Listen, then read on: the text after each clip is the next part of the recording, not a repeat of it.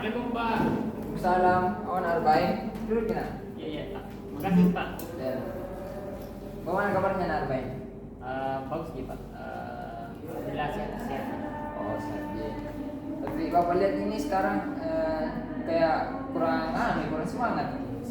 Oh, Pak. Habis belajar kita di kelas belajar sebelum kesini belajar Belajar apa kita tadi? ini Pak. Tadi tuh belajar seni budaya Pak. Diajar sama Ibu Tika. Belajar seni budaya. Nah, baik. Sebenarnya apa yang buat Arbain datang ke sini? Ini Pak, sebelumnya kan sudah maka konseling sama Bapak. Jadi hari ini mau lagi konseling Pak. Kalau misalkan ada jodohnya untuk konseling saya Pak. Oh, pasti ada jodohnya Bapak untuk Arbain. Nah, kan sebelumnya pernah pergi konseling sama Bapak toh? Iya Pak. Baik, jadi sekarang kita sepakati dulu kalau kegiatan kali ini kita ambil 45 menit untuk sesi konseling hari ini. Baik, siap jadi Arbain? Ya siap Pak. Baik. Sebelumnya apa Arbain sedang alami sekarang atau masalah apa yang Arbain alami sekarang? Kalau untuk sekarang Pak, masa aku itu saya kan ini pecandu perokok berat Pak, dan suka juga minum alkohol Pak. Oh, Bapak berhasil karena Arbain ini sudah berani menceritakan atau mempercayakan masalahnya ini kepada Bapak, karena menurut Bapak ini masalah Arbain ini cukup rumit untuk diceritakan kepada orang lain. Nah, kemudian apa keinginan Arbain? Keinginanku itu Pak, bagaimana itu kedepannya bisa Kak berhenti tidak itu berhenti merokok dan bisa juga berhenti minum alkohol Pak. Jadi kira-kira apa ya bisa kulakukan itu Pak supaya bisa berhenti Kak dari itu semua. Oh, jadi Arbain ini ingin berhenti dari merokok sama minum minuman beralkohol. Ya, Pak. Ya, baik. Jadi hal apa saja yang Arbain ini pernah lakukan untuk berhenti dari merokok?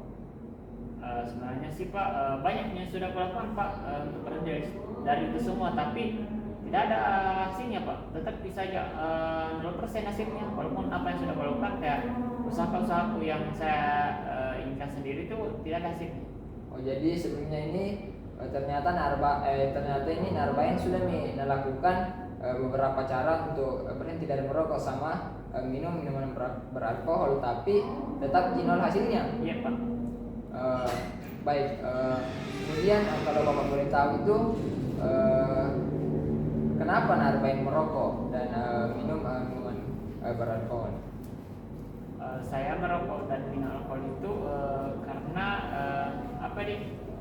biasanya kalau nongkrong sama teman-temanku di situ mah juga kayak sering minum awalnya juga kayak coba-coba karena kayak dapat ngaruh dari temanku karena sudah coba-coba lama-lama kata lihat apa sehingga kurang terus nih Pak. Oh, jadi Arbain ini menjadi perokok berat sama kecanduan minum beralkohol itu karena lingkungan di Arbainnya, di mana setiap nongkrong sama temannya dimulai dari ajakan-ajakan nongkrong saja, jadi bisa menjadi perokok berat sama minuman beralkohol. Iya Pak. Iya. Oh, baik. Jadi Arbain ini sudah lakukan beberapa hal, tapi hasilnya tetap nol. Namun Arbain tahu tidak apa bahaya dari merokok? Kalau terkait dengan bahaya merokok itu Pak, sedikit juga tahu Pak, lumayan sih Pak, tapi tidak banyak.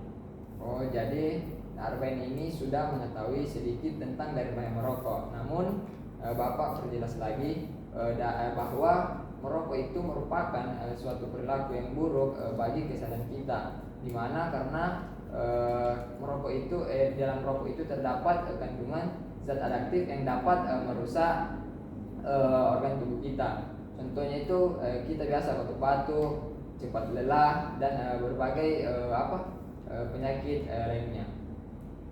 Ya sih Pak, karena itu saya benar-benar mau nggak berhenti Pak dari merokok ini, dan karena saya rasa kebanyakan Pak merokok saat minum itu, karena banyak kan nongkrong sama temanku Pak, makanya itu kayak sekarang itu lebih dibatasi waktu keluar sama Pak sama teman-teman untuk lebih apa ya, supaya bisa berhenti dari itu semua Pak.